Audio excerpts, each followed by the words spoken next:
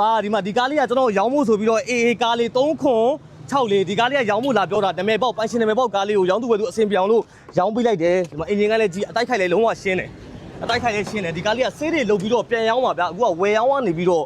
ဝယ်ရောင်းနေပြီးတော့လောဆယ်ဝယ်ထားတာဒီကားကိုဝယ်ရောင်းဆိုတာတော်တာကေတာက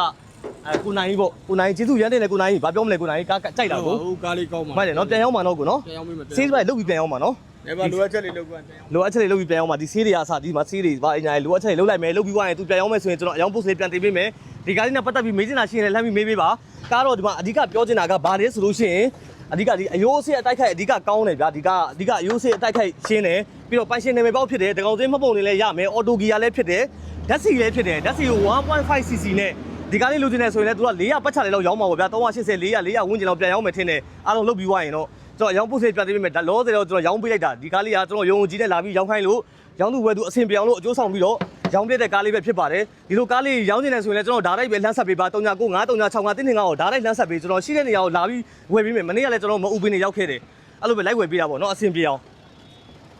ညက်ပါစေဒီကားလေးအကျိုးနဲ့များခံစားပါစေကိုယ်စီကဝယ်သွားတယ်ဗျဘလို့မဆိုဗျာသူတို့လည်းအမျက်ဆုံးရပါပဲကျေးဇူးတင်တယ်အခုကားရောင်းပေးတဲ့အကိုကျေးဇူးရမ်းတင်ပါတယ်ကျွန်တော်အထိုးလေးပေးပါလားကျွန်တော်တင်လိုက်မယ်ဟုတ်အခုကျေးဇူးရမ်းတင်ပါတယ်နော်ဟုတ်ကဲ့ဗီဒီယိုကလည်းအစ်စ်လဲထားတာဩကျေးဇူးပါဟုတ်ညီမလေးကကျေးဇူးရမ်းတင်ပါတယ်နော်ညီမလေးနော်အဆင်ပြေပါစေညီမလေးဟုတ်ကဲ့ကားလေးကကောင်းတော့ဟုတ်ကားလေးကောင်းတယ်ဆိုတာအယူစစ်ကောင်းလို့ပြောတာဒီမှာဆေးလေးရသေးလားဆေးလေးရတော့ဒါဆေးရတော့လောက်ရမှာပဲ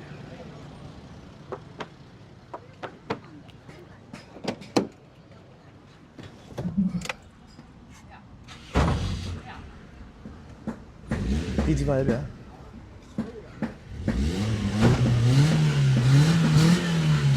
စွာနေတာပဲစွာတော့ယူလုံးဝစွာနေတာပဲအဲ့ဘက်လည်းပါတယ်အဲ့ဘက်တစ်လုံးနှလုံးဆွမ်းတော့ဆွမ်းရမယ်ပါဝါ၄ပေါင်နဲ့တိုးရင်းလားအဲ့တိုးရင်း